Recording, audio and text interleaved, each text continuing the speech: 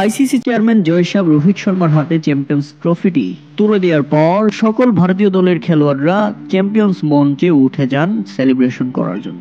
আর মদের ফোয়ারা উপরে উঠতেই সেই মঞ্চ থেকেই নেমে গেলেন ভারতের মুসলিম ক্রিকেটার মাহমুদ আমিন। চ্যাম্পিয়ন্স ট্রফি ফাইনাল ম্যাচে 4 উইকেটে নিউজিল্যান্ডকে হারিয়ে শিরোপা ঘরে তুলে নিল টিম ইন্ডিয়া। রোহিত শর্মার হাতে যখন ট্রফি তুলে দেন, সে সময় ভারতীয় সব ক্রিকেটাররা মঞ্চে উঠে আসেন সেলিব্রেশন করতে। যখন মদ ছিটিয়ে সেলিব্রেশন করছিলেন, তখন মঞ্চ থেকে নেমে যান ভারতের মুসলমান প্লেয়ার মোহাম্মদ শামি। সবাই যখন আনন্দ করছিলেন, ঠিক সেই সময় শামিকে দেখা যায় মঞ্চ থেকে নেমে যেতে। মঞ্চ থেকে নেমে এক সাইডে দাঁড়িয়েছিলেন মোহাম্মদ শামি। মুসলমানদের জন্য মদ হারাম, তাই তো ভারতের মোহাম্মদ শামি তার ধর্মকে প্রাধান্য দিয়েছেন।